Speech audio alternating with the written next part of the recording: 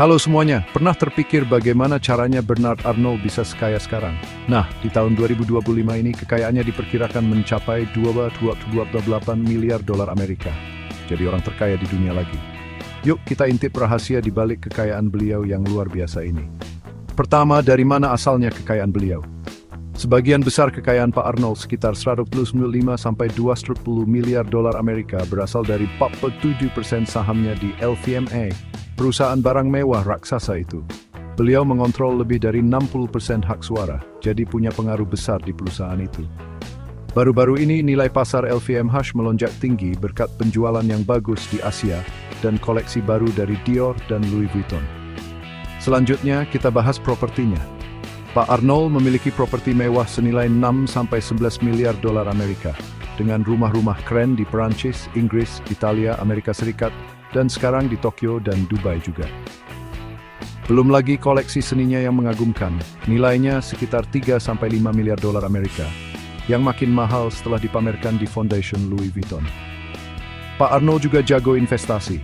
Melalui grup Arnault, beliau sudah menginvestasikan 2 sampai 3 miliar dolar Amerika ke perusahaan teknologi ramah lingkungan dan startup fashion digital, serta menambah sahamnya di sektor keuangan Eropa. Jangan lupa juga uang tunai beliau yang mencapai 2 miliar dolar Amerika, siap sedia untuk kesempatan investasi lainnya. Lalu kok kekayaannya terus bertambah ya? Bukan cuma karena naik turunnya pasar. Di tahun 2024, harga saham LVMH naik 17% karena penjualan digital yang melejit dan perluasan Cheval Blanc Hotels.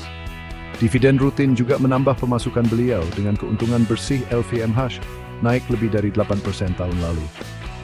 Akuisisi strategis seperti perusahaan fashion kelas atas Korea dan merek fashion digital baru juga memperkuat kerajaan bisnisnya. Tapi bukan cuma soal pertumbuhan saja. Kekayaan Pak Arnault juga sangat stabil. Grup Arnault menjadi jembatan ke generasi berikutnya dengan Jean Arnault, putranya, sekarang menjabat sebagai direktur investasi. Diversifikasi internal, terutama di kosmetik, perhiasan, dan penjualan online juga mengalami pertumbuhan pesat di Asia Tenggara dan Timur Tengah. Ditambah lagi, karya seni beliau terus memecahkan rekor lelang, dan beliau minim utang pribadi, jadi keuangannya tetap aman.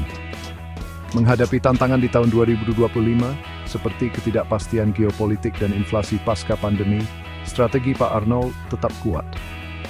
LVMH fokus pada konsumen super kaya, diversifikasi produk dan pasar, dan kontrol distribusi vertikal. Kepemimpinan beliau yang handal membuat grup ini tak relevan di tengah perubahan global. Pada akhirnya, kekayaan Bernard Arnault bukan cuma tentang kesuksesan finansial. Ini bukti kemampuannya yang luar biasa dalam membangun, menjaga, dan memanfaatkan kekuatan ekonomi secara bertanggung jawab. Beliau menunjukkan bahwa dalam dunia bisnis global, bukan cuma soal kaya, tapi soal kaya secara berkelanjutan dan bermakna. Terima kasih sudah menonton. Jangan lupa like dan subscribe untuk info menarik lainnya tentang kisah-kisah bisnis paling menarik di dunia.